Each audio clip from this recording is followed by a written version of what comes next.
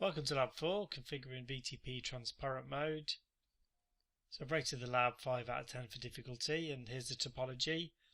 My topology is going to be a little bit different in some of the ports because I'm using my live racks, which don't exactly match up, but this is like a generic cabling diagram. Obviously, if you've got your own rack or a remote Mac, it might be slightly different.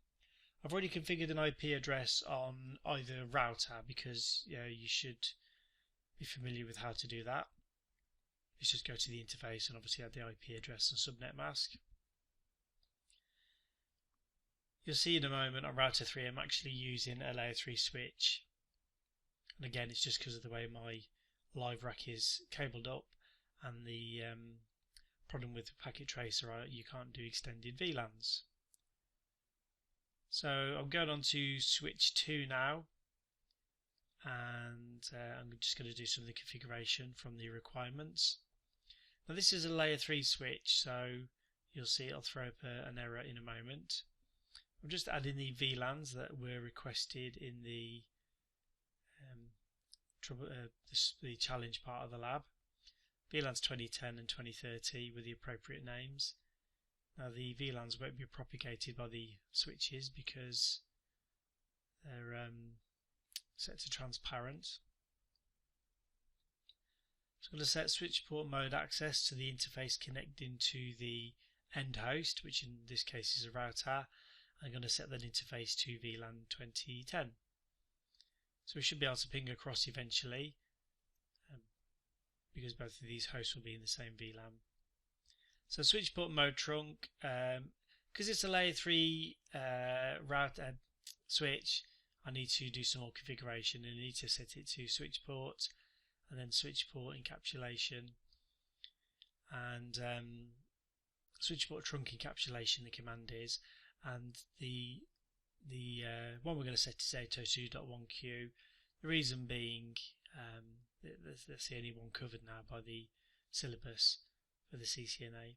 So switch port trunk encapsulation, I'll hit question mark so you can see what our choices are, and a .1q ISL and negotiate. So .1q we'll set it to. Now because I'd connected two switches together, the interface should have actually come up as a trunk link anyway, but I think the requirement in the lab was to set it as a trunk. As I say, the encapsulation command won't work on your layer 2 switches for the CCNA exam because it only supports 802.1q.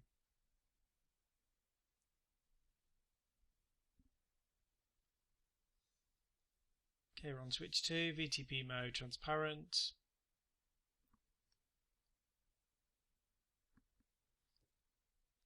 It's the same configuration really.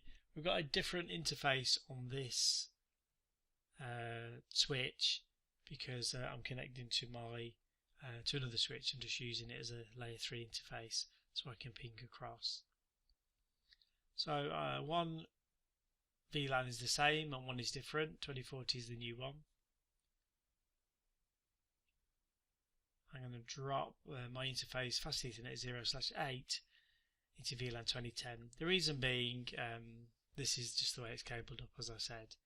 On your diagram, I think it's fast Ethernet 0/2 that I connected to the hosts. So set it to switch port access VLAN 2010.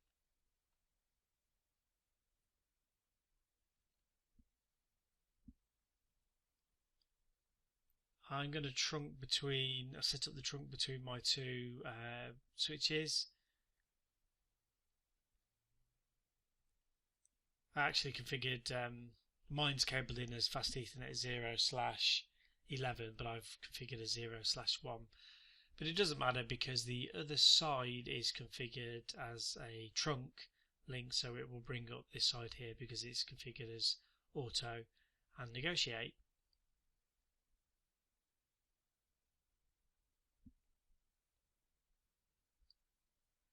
So this is why I'm seeing the negotiate 802.1q on my fast Ethernet 0/11. Ignore all of the other interfaces, it's just because it's cabled up for CCNA and CCNP labs, which is why I've got multiple connections here.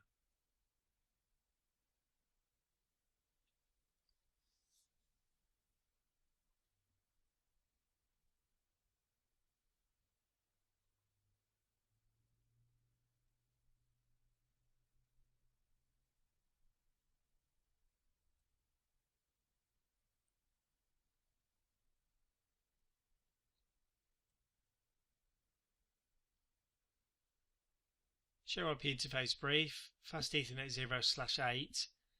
You've actually got it marked as 0/0 on your diagram. As I said, it's just because that's the only device I've got available for this lab here. So I'm just checking the final task, and it's a ping across the VLAN. Now if I've configured it all correctly and got the trunk link up and the correct interfaces in the correct VLANs, then it should all work. Show VLAN brief. I can see I've got my interface there in the correct VLAN.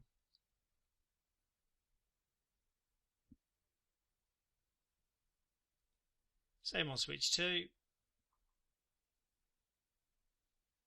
So then all I need to do is ping across the VLANs from one host to another, just to prove off the connectivity.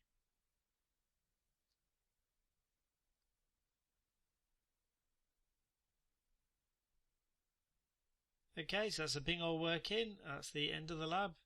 Thanks for watching.